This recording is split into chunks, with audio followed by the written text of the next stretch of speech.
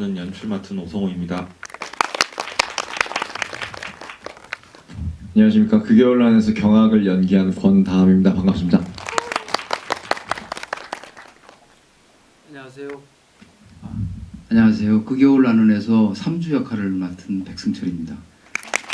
동안 제가 몇 가지 질문 준비한 걸 좀 여쭈도록 할게요. 우선 감독님께 좀 여쭈고 싶은데 올해 한국 영화 아카데미 졸업작들이 굉장히 다양한 장르 영화들이 있었어요. 근데 유독 이 영화는 좀 그런 장르 영화에 포섭되지 않는 섬세한 드라마 같다는 생각 많이 들었거든요. 그래서 감독님 이 영화를 준비하시게 된 계기, 그리고 또 어떻게 좀 이 이야기를 해야겠다 결심하셨는지 얘기 좀 해주시면 어떨까 싶습니다. 네. 네, 저는 이제 돈이 이제 인간 관계의 기본적인 언어라는 생각을 평소에 하고 있었거든요. 제가 이제 재작년까지 이제 생업으로 노가다를 오래 했었는데 그 현장에 있다 보면은 굉장히 돈에 대해서 많은 생각을 할 때가 있어요. 그러니까 점심값이 5,000원인지 7,000원인지, 그리고 그날 일당을 뭐 10,000원 누구는 더 주고 누구는 안 주고, 뭐 참을 줬니 안 줬니, 그런 것처럼 또 이제 현장이라는 곳이 굉장히 이해관계가 이렇게 모이는 곳이거든요. 이게 저처럼 잡부 인부들도 있고, 또 이제 뭐 설계사도 있고 사장도 있고 뭐 반장도 있고, 그런 곳에서 이제 일을 하다 보니까 결국 모든 건 돈이구나, 그리고 돈 문제가 아닌 것 같은 것도 사실은 돈이구나. 자본주의 사회에서 돈이라는 게 굉장히 중요하긴 하지만 한편으로는 좀 이상하다는 기분을 느꼈거든요. 그래서 극여울란도 보시면 아시겠지만 경화기가 돈 때문에 친구와 여자친구와 직장 동료와 이제 어떤 변화들이 있잖아요. 그런 돈과 이제 그 사람의 어떤 관계에 대해서 좀 얘기를 해보고 싶었습니다. 네, 방금 노가다라는 표현도 하셨지만 감독님 영화 안에 보면 노동의 현장들이 참 섬세하게 잘 묘사된 것 같아요. 뭐 이를테면 라이더분들의 센터라든가 아니면 공장의 프레스를 사용해서 공장에서 일을 하는 신들이든, 혹은 혜진 역할에 권배우가 나오셨던 중소기업의 현장도 굉장히 그런 지점이 잘 묘사되어 있던데, 그건 아마도 미뤄 짐작컨대 다 경험에서 비롯됐는지라는 게 궁금하더라고요. 그래서 감독님의 이야기가 어디까지 좀 이 영화에 사용된 것인가, 사실 관객분들 그런 거 되게 궁금하시거든요. 이건 어디까지 감독의 이야기일까? 네. 일단 저는 배달 일을 해본 적도 없고 오토바이를 타본 적도 없고 또 이제 회사를 다녀본 적도 없거든요. 대부분은 이제 일용직으로 좀 일한 적이 많았고, 일단 배달 같은 경우에는 저희 배우들이 대부분 거의 배달 일을 하고 있었고, 요즘에 또 젊은 사람들이 배달 일을 다 하니까 더구나 이제 그 배우로 활동하면은 이제 아무래도 이제 정기적으로 어디 나갈 수는 없잖아요. 그러다 보니까 배우들을 통해서 그런 어떤 좋은 디테일들을 얻었고요. 회사 같은 경우에는 이제 회사 다니는 친구들한테 취재하고 그런 식으로 했습니다. 그리고 극여울란은도 그렇지만 저도 단편 영화를 지금까지 8편 정도 만들었는데 거의 저로부터 출발한 거거든요. 예, 그래서 제 개인의 어떤 것들이 많이 들어가 있다고 할 수 있고, 그렇다고 이제 영화라는 게 경험으로만 절대 만들어지는 게 아니기 때문에 상당 부분 각색도 하고 하지만 일단 저의 이야기를 하려고 노력을 했습니다. 네, 이제 될 것 같은데요. 이게 제가 캐스팅 과정 얘기 들어보니까 거의 3차까지 오디션을 하시고, 네. 게다가 최종적으로 역할마다 주연 배우 두 분의 역할마다 2명씩 또 후보군이 있었고, 게다가 그 후보군별로 또 만나서 일종의 롤플레잉 하면서 그런 역할까지 거친 이후에 이제 최종됐다고 얘기 들었어요. 그래서 네, 맞아요. 사실은 이 영화가 공시생이 나오는 일종의 면접을 통과하고 시험을 봐야 되는 영화지만 오히려 배우에게도 굉장히 그런 순간이 있지 않았나 생각이 들고, 그런 지점에서 주인공이 훨씬 더 감정이입이 된 건 아닌가라는 생각이 들었어요. 네. 그런 일련의 과정들 때문에. 그렇죠. 그 얘기 좀 해주시면 어떨까요? 일단은 뭐 오디션 자체는 3차까지 했었고, 말씀하신 대로 이제 그렇게 과정이 돼서 경하기를 하게 됐는데, 사실 처음에는 안 될 거라고 생각했어요. 뭐 일단은 시나리오에서 처음에 제가 받아들인 이미지의 경하기는 제가 지금 플레이했던 경하기보다는 좀 더 좀 순하고, 조금 더 순하고, 그리고 표현 방식이나 이런 게 좀 훨씬 더 부드러운 느낌의 이미지들이 있어서 그래서 이거는 내가 생각하는 경악기로 플레이하고 싶지만 이게 또 제가 그렇게 하고 싶다고 뭐 감독님과 시나리오를 다 바꿀 수는 없는 거잖아요. 네.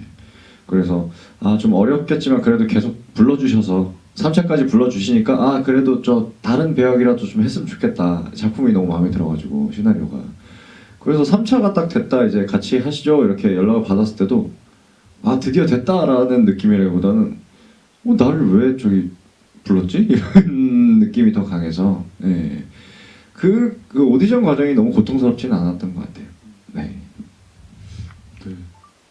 그 감독님은 마침내 다음 배우님을 선택을 하셨는데 어떻게 선택을 하셨는지 좀 궁금해요. 그러니까 사실은 영화에서 보면 어떤 점에서는 되게 못돼 보이기도 하고 어떤 점에서는 그냥 순종해 보이기도 하는데 그런 점을 굉장히 다 가지고 있는 배우시잖아요, 사실은요. 그래서 그런 점에서 좀 선택의 폭을 좁히셨던 것 같긴 하거든요. 예. 다음 배우님과 함께 일을 하시게 된. 예. 일단 이제 제가 시나리오를 쓸 때 경악의 이미지는 제가 그렸던 이미지는 성실하고 바르고 건실한 청년이어야 된다고 생각을 했어요. 그래야지 이제 보는 분들이 경악이에게 이입을 하고 응원을 하면서 영화를 따라와 줄 거라고 믿었기 때문에. 근데 이제 권다은 배우 같은 경우는 이제 뭐 실제 성격이 그렇다는 게 전혀 아니라 약간 그 말투나 표정이나 이런 부분들에서 조금 이제 제가 생각했던 것보다는 좀 강단이 있고 좀 어떻게 좀 날티가 나누고 좀 뭐 그런 부분들이 있어요.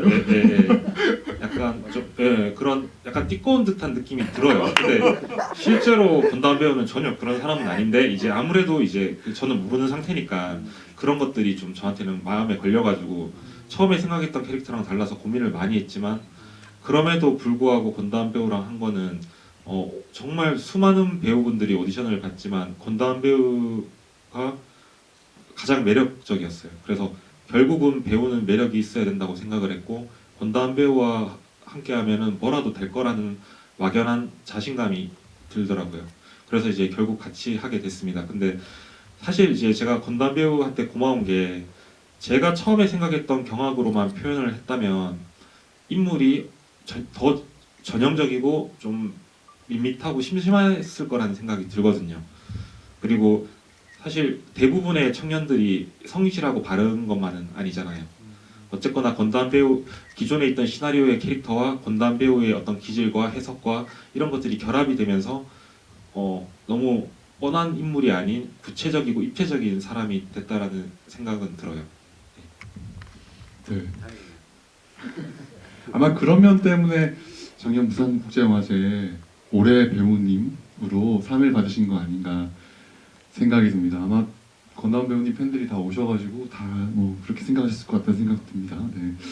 반면 백승철 배우님은 앞서 이제 전작이 좀 꽤 오래 전에 만드시긴 했지만 연애 경험에서도 함께 하셨잖아요. 그래서 외려 수월하게 좀 섭외가 되셨던 것 같긴 한데요. 사실 후반에 보면 거의 요정처럼 등장하시잖아요. 저는 사실 보면서 우리가 요정의 정의를 다시 한번 내려봐야 되는 거 아닌가 생각이 들었어요. 왜냐하면 항상 늘 요정은 날개 달고 되게 하얗고 예쁘고 이런데 저는 이렇게 좀 시커멓고 수염난 분도 요정의 역할을 할 수 있구나 생각이 들어서 그래서 그 배우님을 좀 섭외하시고 함께 하신 이유도 궁금하거든요. 사실 이제 말씀하신 것처럼 다음 배우님의 굉장히 좀 공을 쏟으신 반면 전작에 함께 하셨기 때문에 좀 도와달라고 형님 하셨을 수도 있을 것 같은데 백 배우님도 함께 하신 얘기 좀 해주시면 좋을 것 같습니다. 우선 감독님 여쭈고 그리고 배우님도 함께 하셨던 승낙하신 얘기 좀 해주시면 어떨까요? 네, 그 승철 선배님 같은 경우에는 연애 경험이라는 단편에서도 같이 인연을 맺었지만은 그걸 떠나서도 이제 그 관객분들도 이제 영화에서 많이 보셨을 거예요, 승철 선배님을. 그래서 일단 저는 승철 선배님의 도움을 받고 싶어서 부탁을 드렸습니다. 네, 배우님도 좀 예, 저는 그 처음 연애 경험이라는 단편을 같이 했을 때 정말 너무 당돌하게 영화를 잘 만들더라고요. 모니터 앞에서 집중하는 모습들이 너무 멋있었고, 뭐 신인 감독들 보면 대부분 좀 매너리즘에 많이 좀 빠져 있고 또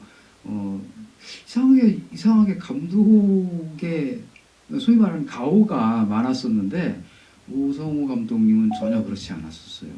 그냥 오로지 작품을 위해서만 몰입하는 모습들이 너무 보기 좋아서 제가 분명히 그때 얘기했었습니다.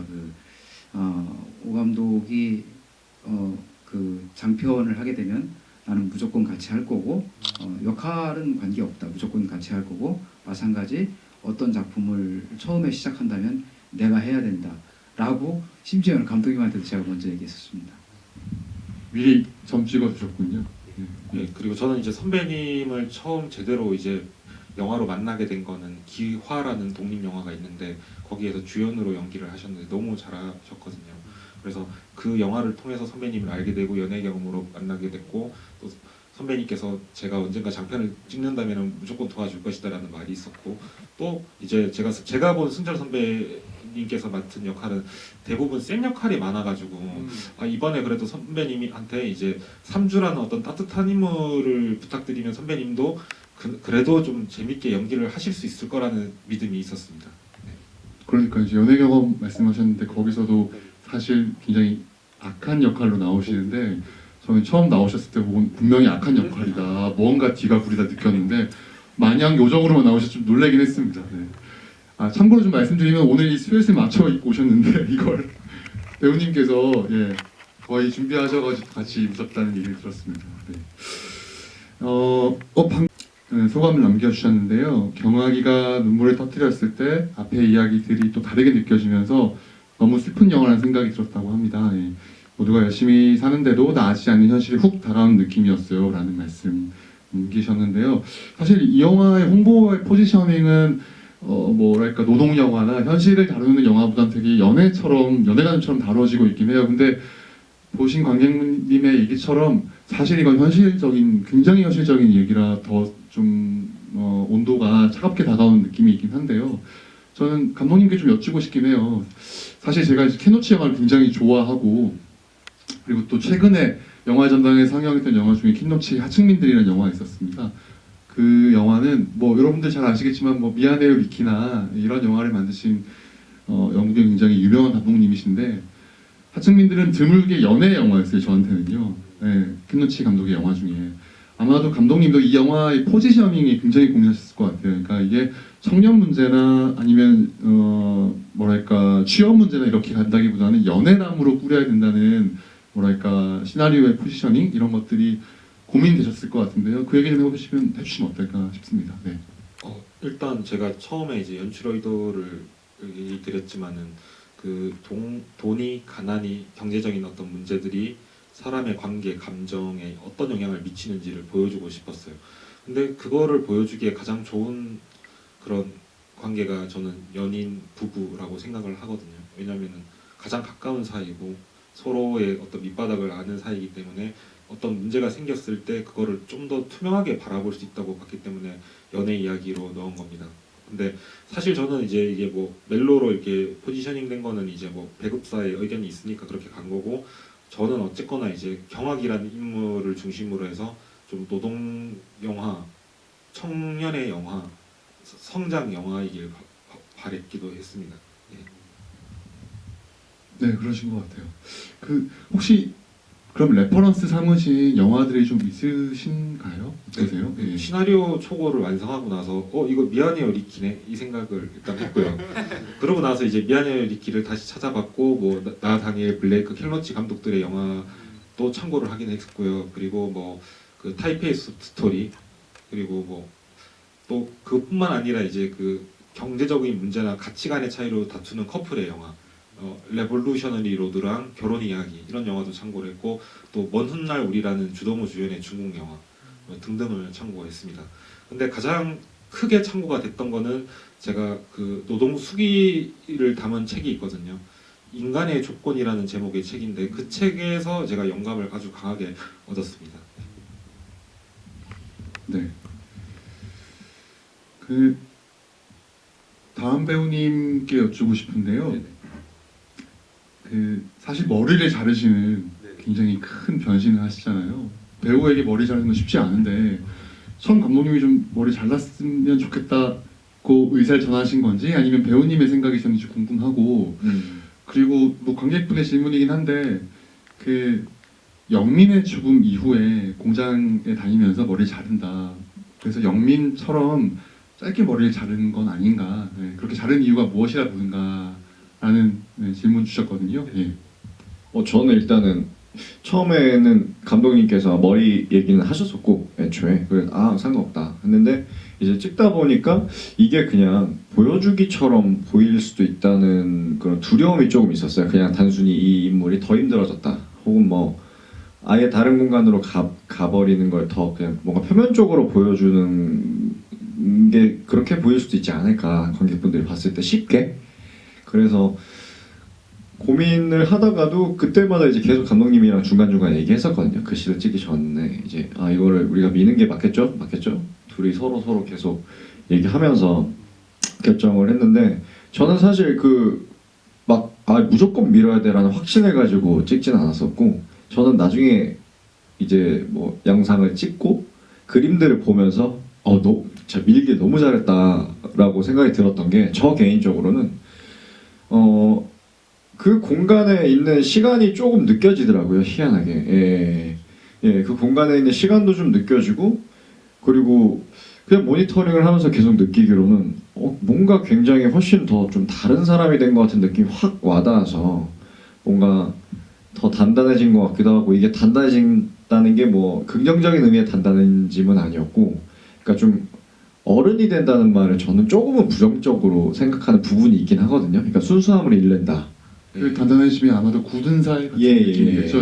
그게 뭐 너무 이제 당차게 세상을 헤쳐나갈 수 있어라는 그런 느낌의 단단함은 아닌데 근데 이 친구가 머리를 밀고 모니터를 하면서 경악이 이렇게 뭐 울기도 하고 뭐 공장에서 일하는 걸 보니까 밀기를 정말 잘했다. 훨씬 더 좀 뭐라 그러지 연민이 있어 보인다고 해야 되나? 이런 효과가 있구나를 저도 그냥 느낀 것 같아요. 네. 복구신인 것도 너무 좋았어요. 저는 사실은 그건 되게 연출한 감독님이 노련하게 연출 잘하신 것 같다는 생각 들어서 되게 좋았고요. 그러면서 이제 뭐 어차피 이 얘기 해야 될 것 같다는 생각이 드는데 경학이 처음으로 크게 우는 신이 있어요. 근데 그걸 여쭈기 전에 저는 사실 거기서 제일 큰 역할을 하는 건 여튼 리액션을 하셨던 백승철 배우님이신 것 같은데 그 대사가 너무 좋아서 사실 제가 좀 써놨는데요. 오늘 반장한테 말하니까 쉬어라. 신경 쓸 거 하나 없다. 걱정하지 마 하는데 사실 영화 안에는 한 번도 부모의 존재도 나오지 않잖아요. 특히 경학의 경우에는. 근데 마치 부모님이 해준 얘기 같다는 느낌도 들고 그리고 그 얘기 듣고 나니까 이 배우님 이 경학이라는 친구가 드디어 위로를 받는다는 생각이 들어서 되게 좋았거든요. 사실 저는요. 같이 울게 되고 그 영화의 그 씬에서 그래서 우선 그 대사를 좀 하셨던 백 배우님께 여쭈고 싶어요. 그러니까 정말 이건 부모의 심정으로 하시게 된 건지 되게 그 씬이 정말 아름답다는 생각까지 들었거든요. 예. 이거 제 분신 아닙니다. 분장한 게 안 지워져서 죄송합니다. 다른 촬영 때문에 지금 그 보통 어떤 공장 직원이라든지 아니면 경찰이라든지 뭐 이런 유형화된 인물을 연기할 때 사실 공장 아저씨 같으면 되고 아빠는 아빠 같으면 되는데 근데 이번 그 겨울 나는 에서의 이 반장 역할은 전혀 그럴 수 없는 사실 역할이었습니다. 그래서 정말 많이 고민을 많이 했었고요. 저도 사실 내가 경학에게 과연 왜 이래야 되는지에 대한 부분들이 사실은 좀 많이 걸렸고 물론 이제 경학을 위해서 제가 당연히 위로해줘야 되는 부분이긴 하지만 주인공을 위해서 그래도 그 역할을 그 연기를 하는 저에 대한 정당성도 사실은 제가 어떻게 무시할 수가 없기 때문에 그래서 좀 이 사람이 과연 어떻게 살아야 될지에 대해서 고민을 좀 많이 했습니다. 그리고 내가 경악이 아닌 사실 저는 그 대사 자체를 저 자신한테 하는 소리로 했습니다. 예, 제가 나이를 뭐 몇 년 더 내렸을 때의 나의 모습이라고 생각하고 내가 나를 위로하는 말이라고 일단은 가장 깊이 생각하고 대사를 했습니다. 아니, 죄송합니다. 네, 제가 이라고 할 수 있는데 간접 경험하고는 울음이 터집니다. 근데 그 씬이 사실은 제일 중요한 씬이기도 하잖아요. 그걸 톤을 맞추는 게 굉장히 어려웠을 것 같아요. 이게 가짜처럼 보여도 안 되고 게다가 맥락상 이 영화 전반에 걸쳐 있는 경악의 감정이 응축되어 있다가 터트려야 되는데 감독님과 좀 어떤 얘기를 하셨는지 또 그 씬을 좀 준비하시면서 어떻게 하셨는지도 궁금하더라고요. 예. 일단은 그 전에 승철 선배님이랑 이렇게 얘기하다 보니까 또 생각이 나서 말씀드리고 싶어서 보통 이제 연기를 할 때 감정을 일으키기 위한 뭐 트리거라고 하죠. 본인한테 이렇게 이걸 건드니까 감정이 확 올라오는 것 같아라고 설정해 놓는 게 뭐 한두 개씩은 있는 것 같아요. 그런 씬에서. 근데 제가 설정했던 거는 첫 테이크 때는 선배님한테 제가 선배님을 보면서 제가 놀래가지고 라는 말을 했었어요. 그러니까 이거를 좀 올라 일으키려고. 근데 두 번째 테이크 딱 했는데 선배님이 제가 그 말 꺼내기 전에 놀랬지? 이렇게 해주시는 거예요. 근데 그래가지고 제가 이게 뭔가 예상치 못하게 뭔가 되게 실제 상황 같이 느껴지게 만들어 주셨거든요. 그래서 저 그때 되게 신기했어요, 혼자. 와, 이 선배님 뭐 미리 계산을 하신 건가? 아니면 갑자기 궁금해서 질문을 하고 싶은데. 사실 사고를 당하는 사람보다 저는 그 사고를 당하는 장면을 목격하는 사람들이 더 놀란다고 생각하거든요.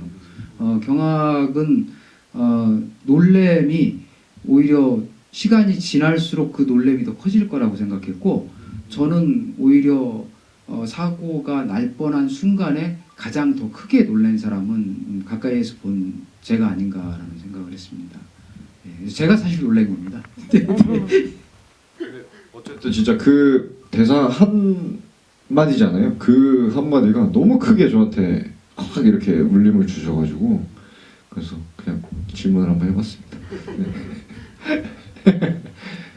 그래서 제가 대답드려야 될 게 뭐였죠? 다른 얘기를 하다 보니까. 그래서 그 씬을 준비하기 위해 감독님과 좀 어떤 식으로 해보자 톤을 좀 맞추신 게 있으신지. 사실 이게 좀 뭐랄까 영화에서는 그런 순간들이 있잖아요. 이건 해야 돼, 터뜨려야 되는 순간들이 오는데 이게 너무 그러면 사실은 사람들이 머니샷처럼 돈 들인 티가 내거나 아니면 너무 감정을 몰아세워서 관객이 약간 부담스럽고 하는데 그건 딱 적절한 톤으로 딱 나와서 되게 궁금한 마음이 생겼거든요. 예.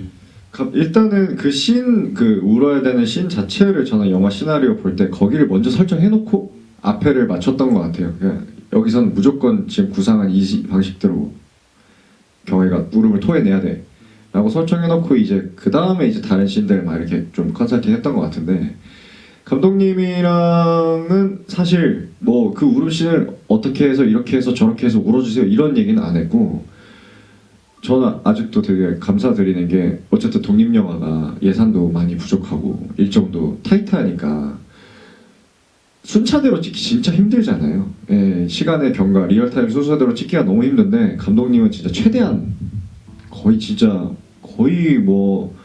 거의 비슷할 정도로 리얼타임으로 찍어내시려고 엄청 해주셨어요.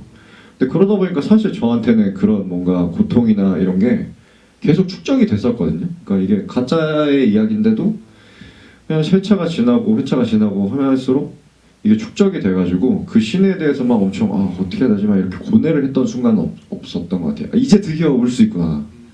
이제 왜냐면 그 중간중간 씬 이런데 뭐 혜진이랑 골목에서 싸울 때도 울컥 엄청 했었고, 친구 찾아가서 할 때도 울컥 하는데 감독님이 못 울게 하셨거든요. 지금 아니다.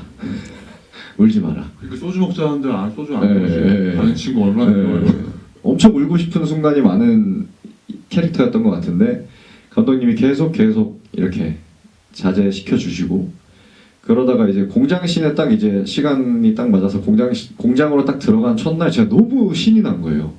드디어 왔다. 얘가 이제 드디어 해소할 수 있다라는 것 때문에 너무 들떠가지고 감독님이 중간중간에 족구씬 찍을 때 오셔가지고 너무 들뜨지 말라고 제가 너무 신나 있으니까. 예, 그래서 그런 얘기를 뭐 엄청 막 맞춰서 한 건 없습니다. 네. 감독님께도 좀 여쭈고 싶은데요. 예, 그 씬을 준비하셨을 때 예, 사실 저라면 제가 만들었으면 제일 중요한 씬이다 생각했을 것 같아요. 예. 사실 이제 그 제가 시나리오를 쓸 때는 이제 제가 하고 싶은 장면을 일단 막 쓰고 그거를 이제 조합을 해서 이제 시나리오를 완성하는 편인데 그 시나리오의 제일 첫 장면이 그 공장에서 놀라서 다칠 뻔하다가 이제 우는 장면으로 일단 시작을 해서 저한테도 가장 중요한 장면이었습니다.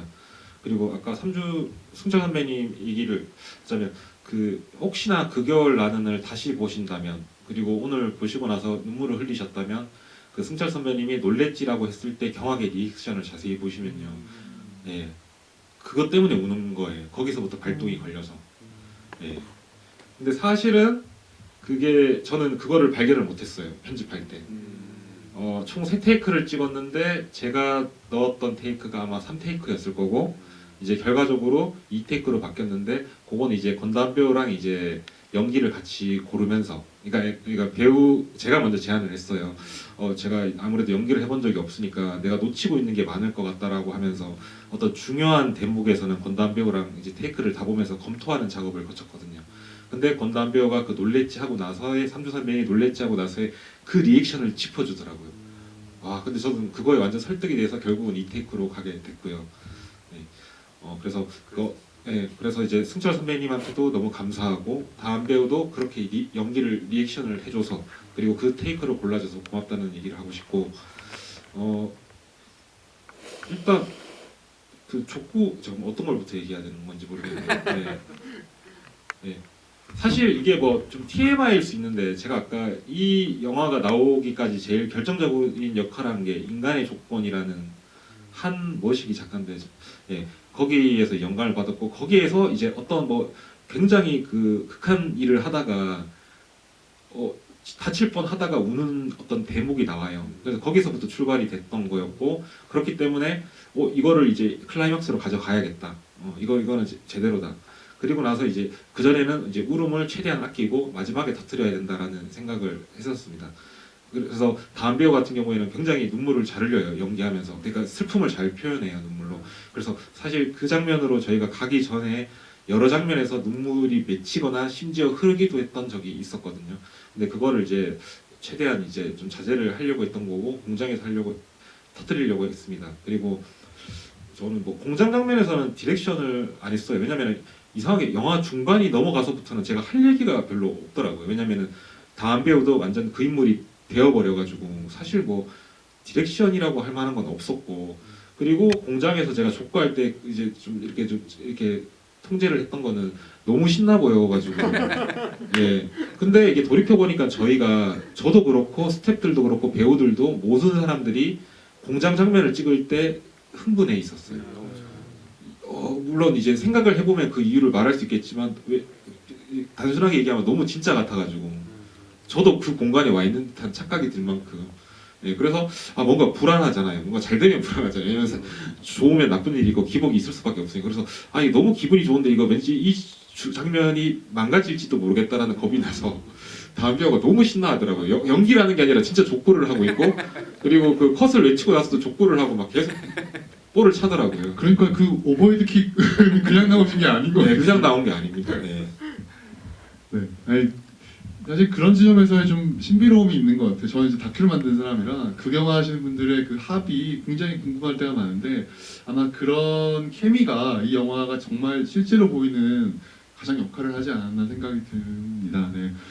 그러다가 이제 그렇게 되게 뿅아리처럼 놀랬던 경악이 엔딩은 아주 감정 없이 정말 프레스에 정말 머신 앞에 머신이 된 듯한 표정으로 마지막에는 그 공작물들을 올리잖아요. 저는 그런 씬 보면서 진짜 경악이 단단해졌구나. 아주 눈빛도 살기란 표현 좀 웃기지만 아까 말씀드린 것처럼 굳은 살이 박혔구나 이제는 그런 마음이 들어서 다행이다. 한편으로는 다행이다. 한편으로는 씁쓸하다 마음이 들었던 것 같습니다. 네. 다른 재밌게 음악이 거의 이 영화 전반에 없어요. 그러다가 이제 제가 정확하게 모르는데 관객분께서 강하솔님의 OST가 나온다고 하는데 이 겨울 분위기랑 굉장히 잘 어울린다고 하는데요.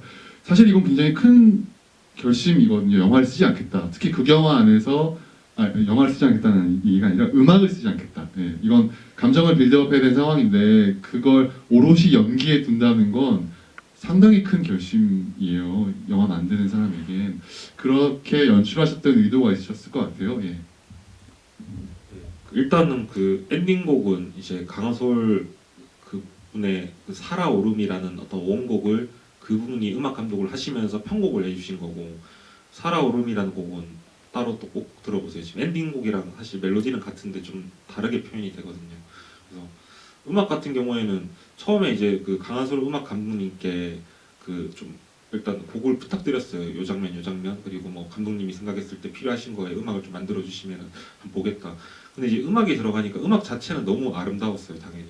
근데 이제 뭔가 괜히 이게 꾸밈을 하고 있다라는 느낌을 받아서, 근데 음악을 안 쓰는 감독님들 대부분이 그럴 거예요. 저도 그런 거를 마찬가지로 느꼈고, 다만 이제 그 공장에서 울 때 어떤 감정을 정리를 해줘야 될 것 같아서 음악을 넣었고, 엔딩에는 이제 살아오름이라는 곡을 저는 시나리오 쓰기 전부터 이 곡을 무조건 써야겠다라는 그런 그 시작부터 그 음악과 함께 했거든요. 그렇기 때문에 엔딩에 그 곡을 넣었습니다. 네. 다시 얘기 좀 돌려서요. 이 자리에는 계시지 않지만 사실 권건 커플의 가장 중요한 반대편인 권선 배우님 얘기를 안 할 수 없어요. 그 두 분이 꽤 오랜 기간 얘기 좀 나누시고 또 화상으로 만나셔가지고 영화에 대해서 얘기도 꽤 오래 하셨다는 얘기 들었는데 어떤 얘기들을 좀 나누었는지 궁금하더라고요. 예. 일단은 커플로 나오지만 그 둘이 행복한 장면이 많지는 않잖아요. 네.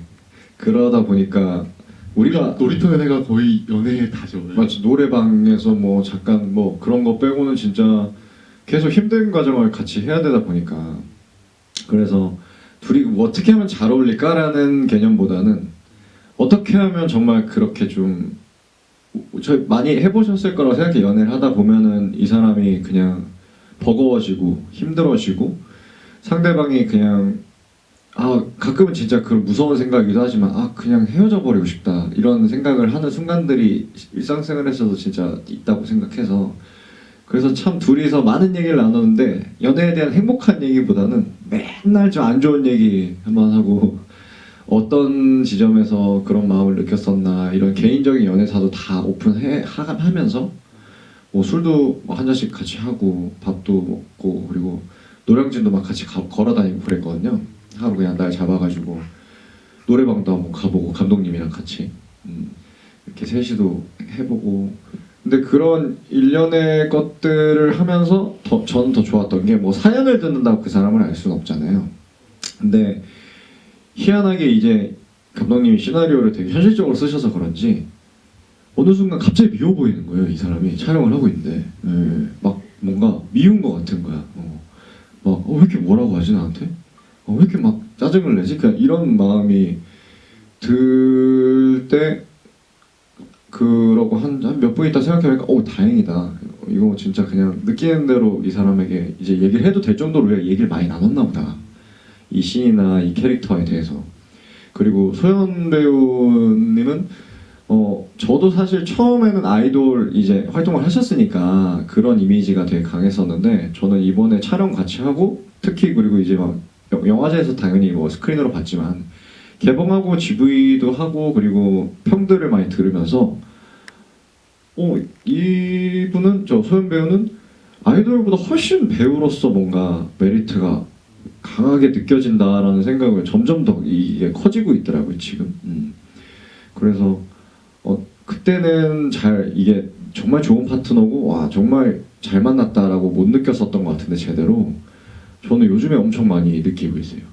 진짜 잘 만났다. 다행히. 그게 영화에 잘 녹여 들어갔다는 느낌이 드는 게 초반에 놀이터에서 요다라고 부르는 씬 있잖아요. 그건 좀 약간 이건 배우님에게는 약간 실례일 수 있겠다 싶은 생각 들었는데 그걸 이렇게 영화에서 얘기할 수 있구나 싶어서 되게 관계가 굉장히 잘 형성되어 있구나 감독과 배우들 사이에 그런 느낌도 들어서 재밌었던 것 같습니다. 저는. 좀 여쭤보면은 저는 사실 경악이 좀 이해 안 되는 측면도 있었어요. 이를테면 한 번쯤은 혜진에게 화를 낼 수도 있거든요.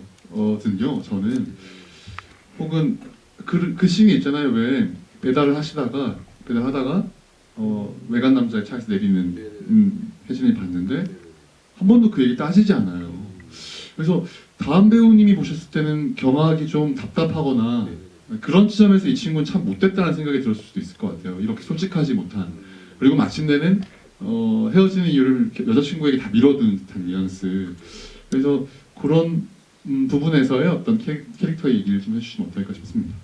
일단은 뭐 언제나 그렇지만 캐릭터가 배우 본인과 되게 완전 모든 부분이 맞아 떨어지는 캐릭터는 없고, 그리고 원래는 그런 게 있었던 것 같아요. 저는 지금 있는 것보다도 더 자기 주장이 확실한 캐릭터를 뭔가 하고 싶었었나 봐요. 그러니까 진짜 말씀하신 것처럼 뭐 그런 걸 발견하면은 그냥 묵묵히 그냥 모른 척하고 다 떠넘기듯이 이렇게 하는 친구 말고 좀 더 적극적인 걸 하고 싶었던 것 같은데, 이제 감독님이랑 그 과정을 엄청 많이 거쳤어요. 그러니까 감독님이 생각하시는 경악이와 그리고 제가 원래 가지고 있는 성질과 이거를 현실적인 얘기다 보니까 오히려 이게 더 안 되더라고요. 그러니까 차라리 되게 비현실적인 요소가 많은 캐릭터면 그냥 맞춰버릴 수 있을 것 같아요. 정확하게 그냥 감독님 생각대로. 왜냐면 이게는 어떻게 구상하는 거에 따라 나오는 게 다르니까. 근데 너무나도 제 현실과도 너무 겹쳐있는 부분이 많은 캐릭터다 보니까 이게 쉽게 어떻게 섞어야 될지 잘 모르겠다라고 생각을 많이 했었고 고민을 많이 했었는데, 아까 근데 저도 이게 어떻게 적용이 된 건지 모르겠는데 촬영이 중반부? 초중반부 넘어가면서부터는 제가 원래 하지도 않던 되게 이상한 찌질한 표정을 짓고 있고 반응도 막 약하게 나오고 그렇게 돼버리더라고요. 그러면서 이제 감독님이랑은 막 캐릭터에 대해서 딱히 그 이후부터는 얘기 안 하고 그냥 그렇게 진행을 했던 것 같아서, 이게 뭔가 저도 그래서 한 번 더 해보고 싶어요. 장편에서 이렇게 좀 오래 끌어가는 인물을 한 번 더 해보면 그 이유를 명확하게 알 수 있지 않을까. 사실 지금은 그냥 뭔가 어쩌다 보니 그렇게 됐다라고만 말씀드릴 수밖에 없을 것 같아요. 뭐 이걸 막 플랜을 짜서 이렇게 한 건 아니었어서. 네. 네, 시간이 다 돼서 이런 질문 꼭 드려야 될 것 같은데요. 제목이 그 겨울 나는이잖아요.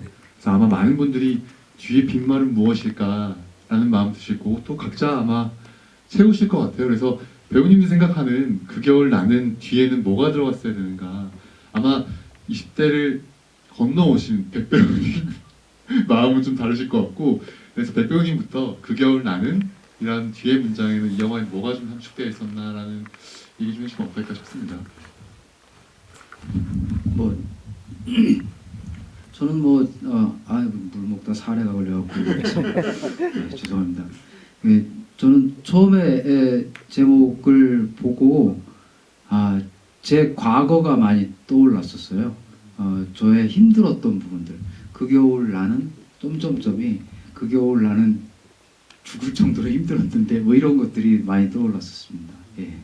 힘든 일만 생각났습니다. 그렇게 힘든 시간을 거쳐오셨기 때문에 이제 이런 젊은 경악에게도 요정같이 굴지 않았나 생각드는데요. 이게 어른이 된다는 게 너무 힘들어서 지금도 어른이고 싶지 않습니다. 어떻게 어른이 돼야 과연 올바른 합리적인 어른이 될 수 있는지 계속해서 저도 지금도 질문을 하고 있거든요. 나이를 먹는다는 게 이렇게 무서운 일이었다라는 걸 좀 요즘부터 새삼 느끼고요. 그리고 어른이 과연 젊은 사람들을 어떤 식으로 위로를 해줘야 되나, 뭐 금전적으로, 물질적으로, 경제적으로 과연 무엇로 보답을 해줘야 되는지 저는 지금도 사실 굉장히 많은 고민을 하고 있습니다. 그냥 솔직하면 되는 것 같고 그냥 뭐 이게 저희 세대 때까지는 표현을 잘 못했지 않습니까? 뭐 사랑한다는 표현도 사실 저 어렸을 때는 잘 못했습니다. 요즘 많이들 하는데 저희 부모님들한테 심지어는 엄마 사랑의 소리를 단 한 번도 해본 적이 없어요. 저 고등학교 졸업할 때까지. 근데 요즘 젊은 사람들은 잘 표현하고 또 잘 표현을 받지 않습니까? 그래서 그게 아마 저희 세대하고 지금의 젊은 세대하고 가장 큰 괴리감인 것 같아요. 표현을 할 줄 아는 세대와 표현을 하지 못한 세대. 젊은 사람들은 그걸 조금 이해해 주셨으면 좋고, 마찬가지 저희 세대도 젊은 사람들한테 조금 더 솔직한 표현이 필요한 것 같아요. 오히려 야단치는 것도 애정 때문에 야단친다고 하는데, 이제 애정 때문에 야단치지 말고 그냥 애정을 보여줘야 되는 거 아닌가라는 생각을 합니다. 그러니까요. 예. 그 겨울 나는 영화처럼 그냥 말없이 삼계탕 사주면 될 것 같아요. 네. 네, 다음 배우님. 일단은 영화를 보면서 그 겨울 나는 뒤에 뭐가 붙었으면 좋겠다라는 생각을 했던 거는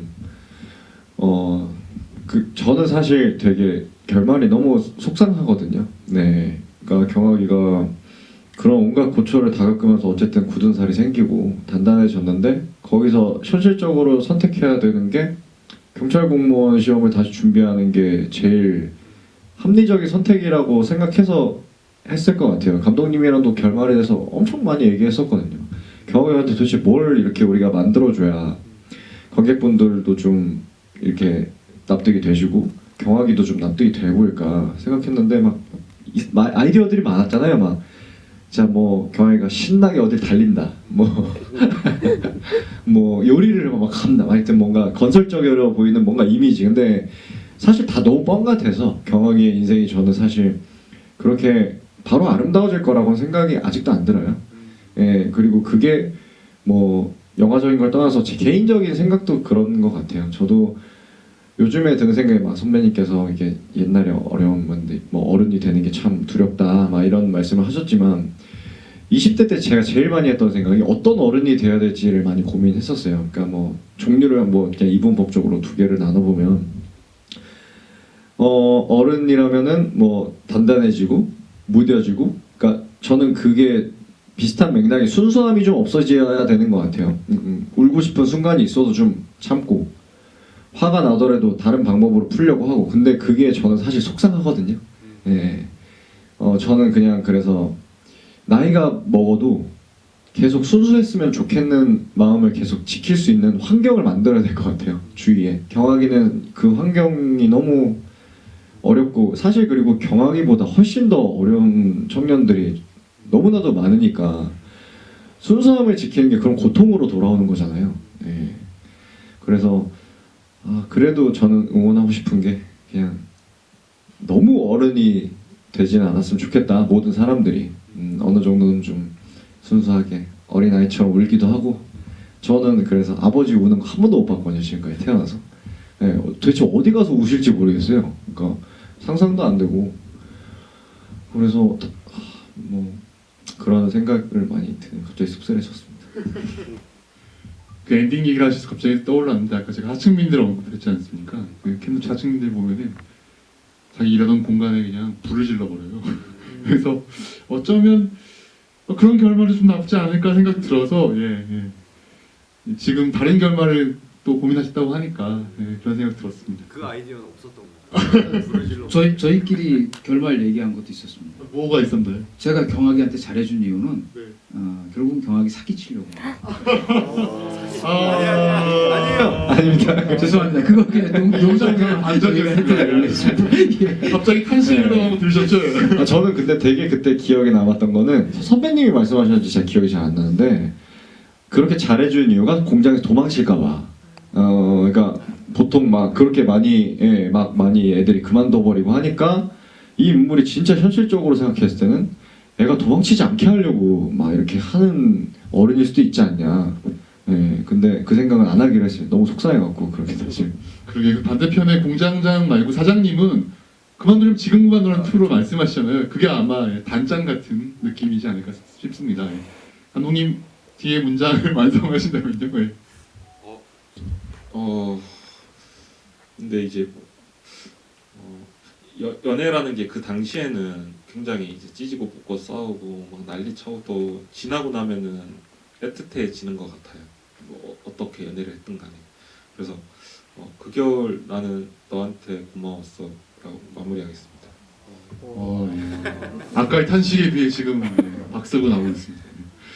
네, 거의 마지막 질문 하시는 작품이라는 얘기 좀 하면서 마치면 좋을 것 같고요. 제가 말씀하셨지만 지금 문신을 보고 있습니다. 마치 이거 거의 뭐 고대나 중세 보탄 그런 어떤 십자가 같은 문신들이 새겨져 있는데요. 우선 배우님 하시는 작품부터 해서 차례를 말씀해 주시면 어떨까 싶습니다. 예, 저는 대한민국 다작 배우입니다. 예, 지금 뭐 하고 있는 작품이 많은데 그 중에서 뭐 지금 그래도 제가 가장 이상적으로 생각했던 역할을 이번에 맡아서 하고 있는데 좋아하는 거하고 역시 하는 거하고는 좀 다른 것 같아요. 좀 힘듭니다. 기적의 형제라는 드라마 지금 촬영하고 있습니다. 그래서 초반에는 뭐 사이비 교주의 광신도 뭐 사람도 죽이고 뭐 그럴 수 있는 정도의 역할이었다가 이제 극 중반부터는 오히려 주인공을 도와주는 조력자 역할로 지금 연기하고 있습니다. 네, 다음 배우님. 저도 디테일하게 다 말씀드리고 싶은데 왜 그런지 모르겠지만 얘기를 하면 안 된대요 아직. 그래서 나도 얘기하면 안 되는 이걸 못 들으신 거로. 제가 먼저 말씀드렸어야 되는 거예요. 어쨌든 뭐 열심히 전과는 다른 느낌의 상업 작품을 지금 찍고 있습니다. 드라마를 촬영하고 있고 그리고 틈틈이 단편 영화랑 독립 장편도 준비하고 있고요. 그래서 전과는 다르게 어쨌든 독립 영화라는 매체에서 보이는 거는 사실 되게 관대하시다고 생각해요. 관객분들이 독립 영화를 찾아와 주시는 분들은, 그러니까 이 배우가 왜 이런 캐릭터를 선택해서 이렇게 연기했지라고까지 많이 고민해지면서 봐주시는 분들이 많은 반면에 제 생각에 상업 작품들은 그렇지는 않다고 생각해서 상업 작품에서 제가 어떻게 보일지 요즘에 엄청 많이 고민하고 어떻게 펼쳐야 좋을지 어떻게 다가가야 좋을지를 요즘에 계속 촬영하면서 고민하고 있는 것 같아요. 앞으로도 상업 작품도 많이 하고 독립 작품도 계속 꾸준히 열심히 할 생각입니다. 네, 저는 이제 시나리오를 쓰고 있고 이제 이번 달에 또 초고가 나오지 않을까 생각합니다. 그래서 근데 이게 어떻게 될지는 지나봐야 아는 거라서. 네. 그리고 마지막으로 말하는 것도 지금 할까요, 아니면? 지금 하시면 될 것 같아요. 네, 네. 예, 사실 이게 저희 그 겨울 나는이 그 상영관이 굉장히 적게 시작을 했고 그리고 독립 영화라서 그런 것도 있지만은 좀 저희가 이제 어쨌거나 저희는 고생해서 만들었는데 반응이 좀 뜨뜻미지근한 게 사실이거든요. 그래서 혹시나 오늘 영화를 좋게 봐주셨다면은 그 SNS 뭐 인스타나 트위터에 게시물 하나라도 인스타 스토리 말고 본 게시물에 네, 하시고 부산에도 뭐 3군데에서 트는 것 같은데 영화의 전당이랑 뭐 센텀시티 그리고 뭐지 그 광덕인가 광덕 네 그리고 부산대 4군데구나. 그래서 주변 분들한테 좀 영화를 좀 소개를 해주면 좋겠습니다. 그래서 아마 이제 한 주가 지나면은 보기가 아주 어려울 것 같아서 마지막으로 좀 부탁드리겠습니다. 박수를. 네. 정말 독립영화